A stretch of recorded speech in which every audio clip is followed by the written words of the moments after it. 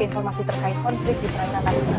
Nama Natuna mendadak santer dibicarakan di awal tahun 2020. Lagi-lagi kapal nelayan Tiongkok tertangkap basah mencuri ikan di perairan Natuna. Setelah sempat masuk di zona ekonomi eksklusif Indonesia di Laut Natuna Utara, Pemerintah China mengakui sudah ada diskusi diplomatik dengan Indonesia terkait konflik di perairan Natuna. Saya sampaikan bahwa Natuna adalah teritorial Indonesia.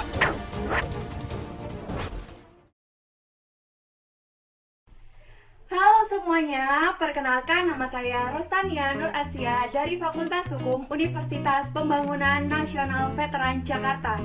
Di video kali ini saya akan menjelaskan mengenai persoalan overlapping klaim zona ekonomi eksklusif di perairan Natuna Utara. Oke, kita mulai dari kronologi konflik di Natuna. Jadi, Natuna ini berada di kawasan dengan sumber daya alam yang melimpah. Selain itu, Natuna juga berbatasan langsung dengan laut bebas. Hal ini membuat Natuna banyak diincar oleh negara tetangga. Kontroversi diawali dari Malaysia, yang mana pada saat itu Malaysia menyatakan bahwa Natuna seharusnya sah menjadi milik Malaysia. Akan tetapi, untuk menghindari konflik, pada era konfrontasi 1962 hingga konfrontasi 1966, Malaysia tidak menggugat status Natuna.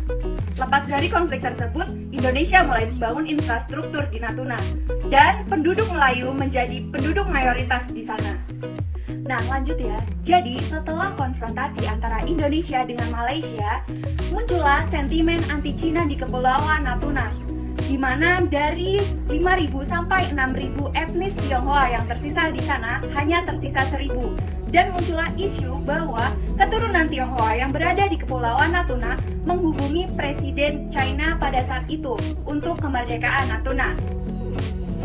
Nah, meski banyak pihak yang memaksa untuk merebut Natuna, namun hingga saat ini menurut hukum internasional, negosiasi yang dibangun oleh Cina tidak dapat dibuktikan. Pada tahun 2009, Cina secara nyata melanggar 9 titik yang ditarik dari Kepulauan Spratly di tengah laut Cina Selatan yang kemudian diklaim sebagai zona ekonomi eksklusifnya. Presiden Indonesia pada saat itu, Bapak Susilo Bambang Yudhoyono, memprotes langkah yang dilakukan Cina melalui Komisi Landas Kontinen PBB. Nah, klaim 9 garis yang dilakukan oleh Cina ini banyak merepotkan negara-negara tetangga. Memasuki era pemerintahan Joko Widodo, Indonesia kembali menegaskan bahwa Natuna secara sah adalah milik Indonesia.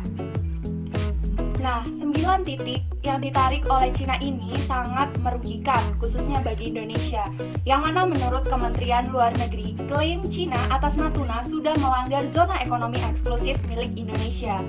Selain itu, posisi Natuna yang sangat jauh dari Cina dan lebih berdekatan dengan Vietnam dan Malaysia membuat klaim Cina atas Natuna tidak masuk akal. Oke, kita masuk kepada pembahasan selanjutnya, yaitu mengenai status Natuna dilihat dari hukum, di mana keberadaan Natuna dilihat dari hukum landas kontinen suatu negara pantai meliputi dasar laut dan tanah di bawahnya dari daerah permukaan laut yang terletak di luar teritorial. Teritorial yang dimaksud di sini adalah sepanjang 200 mil ditarik dari garis pangkal.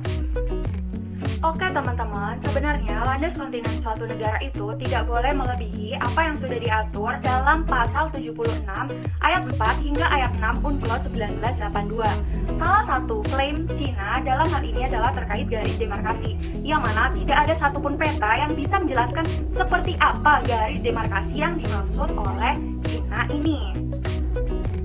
Nah, sehingga 9 titik atau 9 dash line yang digambar oleh Cina ini tidak bisa disahkan secara hukum internasional sebagai batas teritorial wilayah Cina, yang mana dalam hukum internasional pun mengatur bahwa batas teritorial suatu negara haruslah stabil dan terdefinisi. Namun, sampai saat ini masih banyak kapal-kapal Cina yang masuk ke perairan Natuna. Hal ini tentu sangat merugikan bagi Indonesia. Untuk itu, pemerintah Indonesia melakukan upaya diplomasi dengan pemerintah Cina untuk menyelesaikan kasus ini. Oke, sekian penjelasan dari saya mengenai persoalan overlapping klaim zona ekonomi eksklusif di perairan Natuna Utara. Semoga video ini bermanfaat. Sehat selalu, terima kasih and see you!